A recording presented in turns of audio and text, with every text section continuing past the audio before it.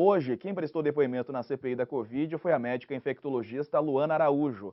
Luana ocupou o cargo de secretária de enfrentamento à Covid por 10 dias no Ministério da Saúde, mas foi dispensada antes mesmo da nomeação oficial. Nos dias que ficou ali à frente desse cargo, foram divulgadas declarações dela contra o chamado tratamento precoce e também contra o uso de medicações como a cloroquina. Para falar sobre esse assunto, já estão aqui na tela comigo a senadora Elisiane Gama, que vem então representar a bancada feminina. Senadora, seja bem-vinda aqui ao All News. Muito obrigado pela participação. Uma ótima noite para a senhora. Para mim é uma honra, estou aqui à disposição para conversar com vocês. Aqui também Leonardo Sakamoto, colunista do UOL. Seja bem-vindo mais uma vez, Sakamoto. Boa tarde, Diego. Boa tarde, senadora. Boa tarde a todos e todas. Começar perguntando para a senhora, então, senadora. A gente viu aí uma posição da Luana Araújo, da médica, que foi hoje, então, prestar depoimento à CPI da Covid, falando sobre a presença feminina. Enfim, ela trouxe falas muito impactantes, muito fortes, principalmente um dia depois do depoimento da médica Nise Yamaguchi, né, que trouxe uma fala, uma defesa da cloroquina, por exemplo, do tratamento precoce também. Como é que a senhora avaliou a presença da médica que foi dispensada, né, pelo Ministério da Saúde, por não, enfim, por uma falta de entendimento com o governo? Qual que é a avaliação da senhora do depoimento dela? Boa noite novamente.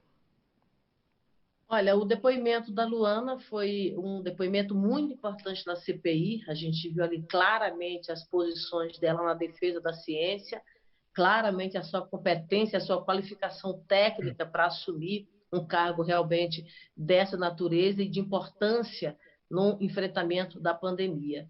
E, é claro, a grande pergunta é exatamente o porquê, não é, de ela não ter assumido o cargo, muito embora tenha ficado 10 dias, como ela própria destacou, custeando com o próprio bolso as ações durante esse período de 10 dias. E ao final do depoimento, e amanhã nós vamos completar isso, ou melhor dizendo, amanhã não, na semana que vem, nós vamos completar isso na conversa com o ex-ministro Queiroga, fica muito claro para mim que o critério de competência técnica, defesa da ciência, são, infelizmente, critérios que foram colocados para que ela não assumisse a secretaria. É meio surreal você ter, de repente, uma secretaria desse tamanho, não é, desse nível de importância, de repente você tem para lá a indicação de uma mulher tecnicamente preparada, que defende a ciência, e fica muito claro para a gente que, por conta desse tipo de posição, não é, e formatação, digamos assim, do que ela realmente representa, ela acabou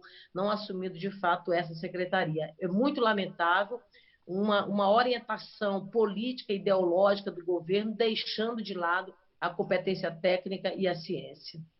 E a tua avaliação, Senadora... Sakamoto? Oi, desculpe. Perdão, ia pedir a tua avaliação antes de fazer uma pergunta para a senadora também. Avaliação da... Bem, eu concordo com a senadora, eu acredito que o depoimento da doutora Luana Araújo, ele foi um depoimento muito forte. Ele foi forte não apenas porque ela era uma pessoa preparada, ela é uma infectologista. Vamos lembrar que ontem veio a doutora Nise Yamaguchi, só que a doutora Nise não é uma infectologista, é uma oncologista e imunologista. A doutora Nise se mostrou extremamente bem preparada, não se furtou a responder nenhuma pergunta, seja de senadores da situação do governo ou da oposição ou independentes. E, ao mesmo tempo, ela também não se furtou de colocar a utilização de remédios ineficazes para o tratamento da cloroquina no seu devido lugar, né? Ela bateu muito forte nessa utilização e também defendeu a classe médica. Ela colocou que a questão não é o médico receitar ou deixar de receitar, mas o que ela basicamente colocou é a utilização de cloroquina, o erro, o crime que é a utilização de cloroquina e de ivermectina, remédios com efeitos colaterais graves, como política pública. E é isso que a CPI deveria estar batendo nessa tecla, né? E na qual os senadores governistas tentam fugir disso, que é a utilização de um remédio ineficaz e perigoso como política pública, né? E, ao mesmo tempo, é interessante que ela apontou o seguinte, ela apontou o depoimento dela, por mais que ela tenha defendido o ministro da Saúde, Marcelo Queiroga, do começo ao fim, dizendo que ele é uma pessoa proativa, que é uma pessoa dedicada, que manda mensagem às 4h30 da manhã para poder discutir assuntos. Contudo, o fato de que Marcelo Queiroga tinha tido a promessa de que teria autonomia para a gestão do ministério e ele não poder indicar a pessoa que vai atuar no combate, né, mostrou que Marcelo Queiroga ele continua, na verdade, com um teto, né? Ou seja, continua sendo limitada, suas decisões técnicas sendo limitadas pelas decisões políticas ou as omissões políticas do Palácio do Planalto. Perfeito. Você tinha uma pergunta, eu te interrompi, né? Você ia fazer uma pergunta para a senadora. Não, eu que te peço pergunta, eu te peço desculpa por ter tentado atropelar a minha pergunta, não tinha te ouvido. Esse é o problema, caros espectadores, da gente estar fazendo discussão na internet, tem um negócio chamado delay, mas eu peço desculpa. Senadora, houve o que a gente tem ouvido, e hoje eu acho que o depoimento da Luana ele foi bem nesse sentido, o depoimento da doutora Nise, da Mayra, entre outras pessoas, a gente tem visto um padrão que são senadores da base governista do governo utilizando as suas falas para defender desinformação, para defender remédios sem eficácia, ineficazes contra a Covid-19, né? Defender determinados posicionamentos que os médicos dizem que são arriscados à saúde pública, né? Ou seja, a CPI tem se transformado em determinados momentos naquilo que ela quer combater. Se ela quer combater o quê? Ela quer combater a propagação da Covid-19, ela quer ser utilizada como instrumento de combate também à Covid-19, só que em muitos momentos, por conta desses depoimentos de depoentes ou de senadores governistas, acaba se transformando num instrumento, né, de difusão de notícias falsas, né? Seria até melhor que eles defendessem terra plana, porque isso não faz mal a ninguém. E eu queria a avaliação da senhora com relação a isso. O senador, como é que vocês avaliam isso internamente, né? O fato de que a CPI, em muitos momentos, se transforma num difusor de fake news. Olha, Leonardo, eu acho que você faz uma colocação muito importante, né? A gente está recebendo várias pessoas, técnicos do governo, representantes, né? Pessoas que têm um papel muito importante como formadores de opinião. E se a gente vai fazer uma contraposição da fala dessas pessoas, e aí você compara, por exemplo, com os colegiados científicos brasileiros, você vai ver que, infelizmente, a fala deles, não é? Que fazem, por exemplo, a defesa da cloroquina, que faz, por exemplo, que minimiza, por exemplo, o impacto da pandemia, que faz a defesa da imunização de rebanho, a gente viu isso ontem com a Nise, né? Então, assim, em todas essas situações fica muito claro que é desinformar a população brasileira. E, infelizmente, às vezes, alguns colegas de parlamento acabam endossando isso. E você coloca muito bem, significa vidas. E essa coisa da desinformação é algo que a CPI, na verdade, deverá estar olhando, inclusive daqui para frente, de forma muito mais intensa. Nós temos dentro do Congresso Nacional hoje uma CPI, que é a CPI da fake news, e a gente sabe que isso significa vida, morte, né? Porque quando você desinforma, quando você tem a fake news, você automaticamente induz a população, de fato, ao erro. Mas a gente tem feito um esforço muito grande, sobretudo os parlamentares que estão ali fazendo uma crítica mais responsável em relação às ações do governo, para dizer, sim, tá bom, essa opinião é sua, individualmente sua. Essa opinião ela não é respaldada, por exemplo, por uma entidade científica, e é bom a gente lembrar hoje que, por exemplo, o TCU já tem entendimento nessa linha. Nenhuma política pública brasileira poderá ser feita sem estar respaldada, ancorada em estudos científicos apresentados por entidades científicas. E esse entendimento do Tribunal de Contas da União, ele inclusive leva, por exemplo, a termos a não aplicação orçamentária em ações dessa natureza, porque é exatamente investir na desinformação. Então, esse princípio que a gente tem, inclusive, colocado em todos os depoimentos que a gente tem acompanhado, infelizmente, não é levado em consideração por alguns depoentes que, aliás, ou integram ou integraram o governo. Veja, quando você tem, por exemplo, no caso da Nise, ela falou muito claramente, olha, não tem bula por decreto. O que nós temos é um respaldo em médicos maravilhosos, sabe? Que médicos maravilhosos são esses? Posição individual. A gente sabe, sobretudo, que, por exemplo, a autonomia médica, ela tem um limite. O limite dela, o que é a ética, o limite dela é a bioética, o limite dela é a vida. E o limite dela é o respaldo técnico-científico. Então, é exatamente nesse ponto que, de fato, nós temos trabalhado. Ou a gente vai se respaldar por aquilo que nós já temos hoje, uma defesa legitimada e ancorada legalmente no Brasil, que são as entidades científicas, ou então a gente vai ficar aqui em cima de ilações, de posições muito individualizadas e que não representam tecnicamente aquilo que foi estudado até hoje. Lá atrás, quando começou, por exemplo, a questão da cloroquina, lá no início da pandemia, o mundo inteiro teve um olhar, depois você foi evoluindo, os acompanhamentos e as comprovações científicas foram dando um novo rumo. Então, nós também precisamos seguir o novo rumo. Não é? A doutora Luana falou, por exemplo, da Terra plana. Mas desculpa te interromper, só para já interrompendo, porque hoje uma das maiores brigas que ocorreu na transmissão da comissão foi de que senadores governistas que ficaram irritados que o presidente Omar Aziz tinha tirado do cronograma o depoimento de 2 médicos que poderiam estar defendendo o ponto da cloroquina. Eles ficaram irritados, queriam que eles voltassem. E pelo que a gente entendeu é que isso foi o senador Omar Aziz tirou esse depoimento deste momento, promete voltar em outro momento, só que pelo que a gente entendeu, esses depoimentos eles estão reclamando simplesmente porque esses depoimentos novamente reforçariam esse ponto de que a cloroquina era a saída correta, né? E aí eu faço a pergunta, a CPI é para discutir cloroquina ou a CPI é para discutir política pública? Acho que esse é o ponto também da pergunta. Exatamente. O presidente ele teve uma atitude muito correta. E mais do que isso, Leonardo, a CPI, como o próprio nome já diz, ela é uma investigação. Se eu estou fazendo uma investigação, se eu tenho um inquérito, como o próprio nome diz, eu estou construindo um inquérito. Se eu estou construindo esse inquérito, eu preciso saber efetivamente o que ocorreu ao longo da pandemia. Eu tenho prazo para isso, eu tenho foco para isso, eu tenho objeto para isso. E, portanto, não dá para ficar fazendo, por exemplo, audiência pública. A audiência pública cabe, por exemplo, dentro da comissão do Covid, que está hoje funcionando dentro do Senado Federal e que acompanha as ações da pandemia. Então, lá, aliás, tem audiência toda semana, 2 ou 3 audiências, muito bem conduzido pelo senador Confúcio. Lá é o espaço para audiência pública. Aqui na CPI é o espaço para investigação. Aqui na CPI é o espaço para a gente fazer as contraditas, tá? Para a gente trazer de forma muito específica, na verdade, o que isso ocorreu. Não dá para a gente ficar aqui ouvindo ilações ou, às vezes, informações totalmente mirabolantes, não é? Elucubrações, coisas que não têm nenhuma sustentação científica. Então, de fato, a compreensão por parte do presidente do Senado, da CPI, ela foi uma compreensão muito justa. E aí você diz, olha, não foi feito agora, poderá vir depois, não vai vir depois.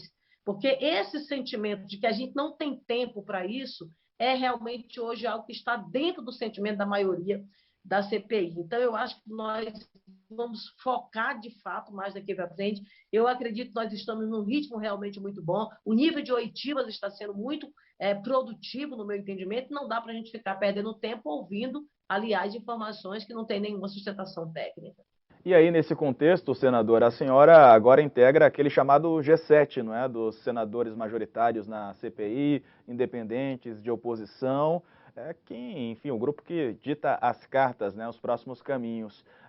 Há conversas já sobre a volta do ministro da Saúde, Marcelo Queiroga. Aliás, isso foi pauta hoje de discussão lá entre os senadores. Qual que é a importância do retorno dele? Enfim, qual que vai ser ali o roteiro de perguntas a senhora avalia adequado diante desse retorno?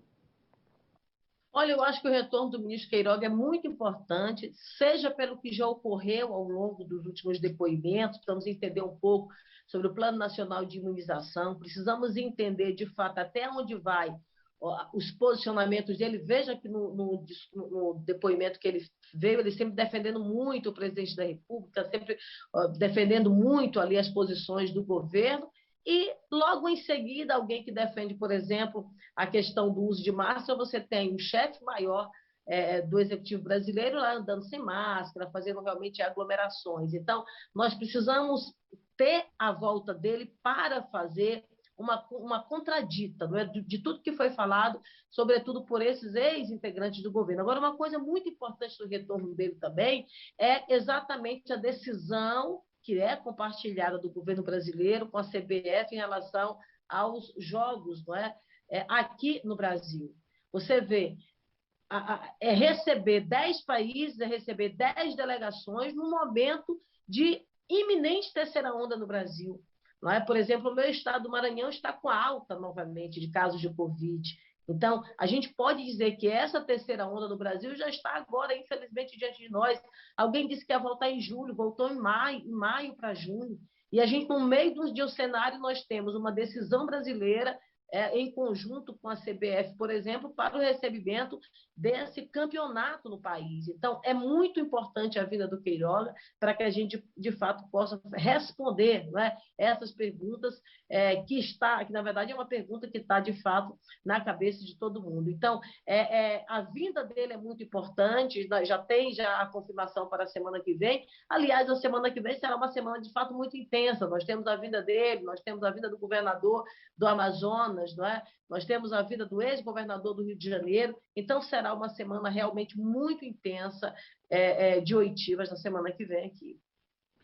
Senadora, bem, há um assunto que não tem como fugir, eu acredito que acho que é um dos temas que mais escancaram a realidade brasileira, que é o tratamento que as senadoras receberam no início da CPI, de certa forma ainda vem recebendo por parte dos senadores, né?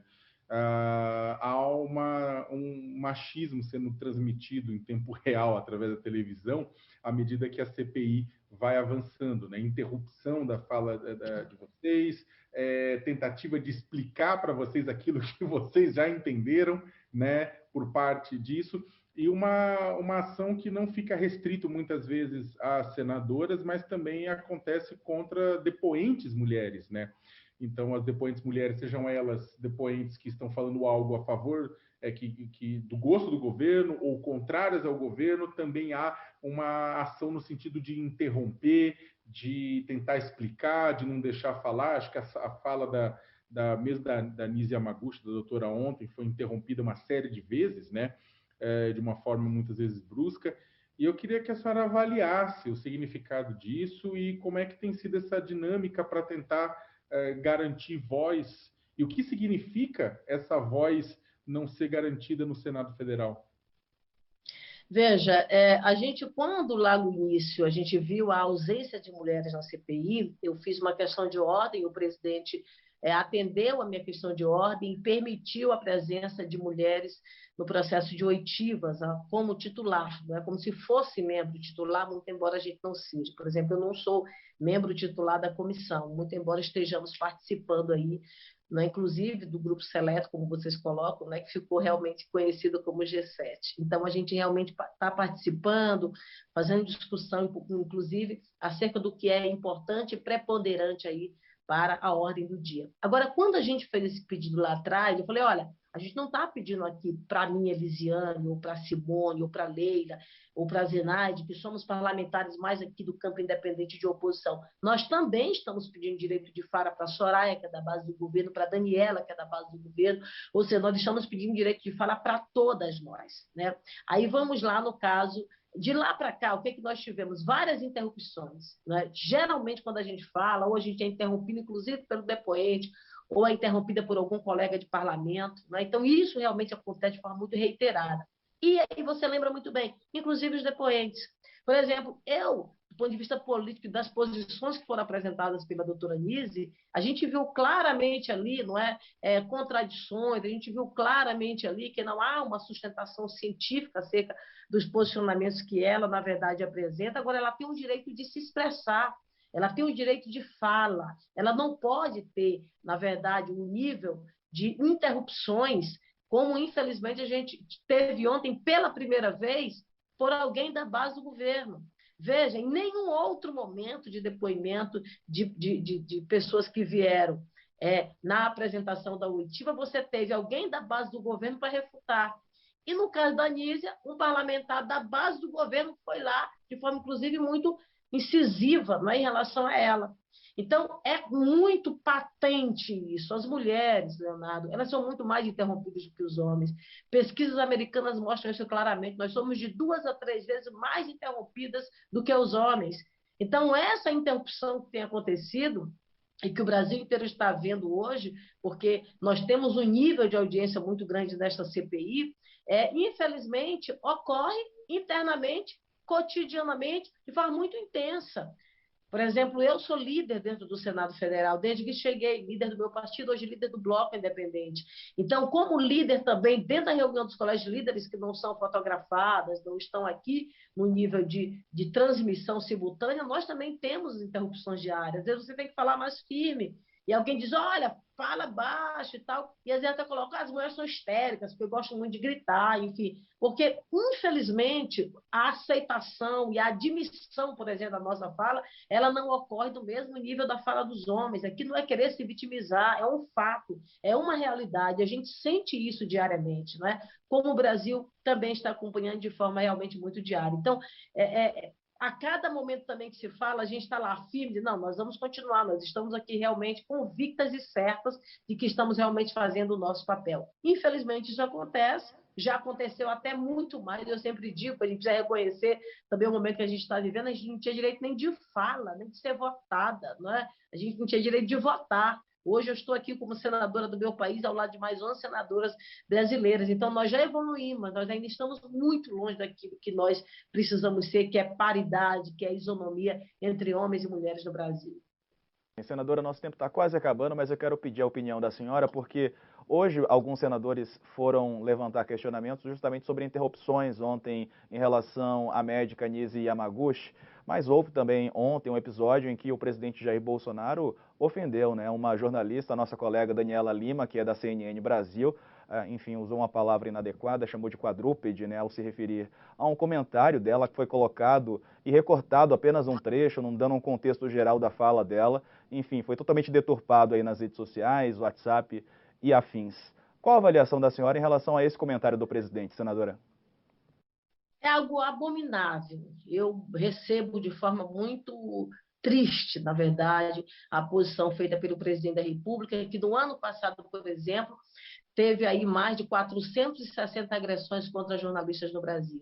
E a agressão dele não é contra apenas a Daniela Lima, é contra a Daniela, é contra as mulheres, a agressão dele é contra a imprensa brasileira, é contra a liberdade de expressão. Esse é um fato. E essa forma reiterada, na verdade, que ele tem apresentado, é bom a gente lembrar, que ele se dirige, inclusive, muito a mulheres.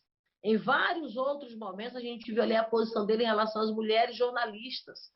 Então, isso é algo que a gente realmente não pode aceitar. Agora, você faz uma lembrança muito importante.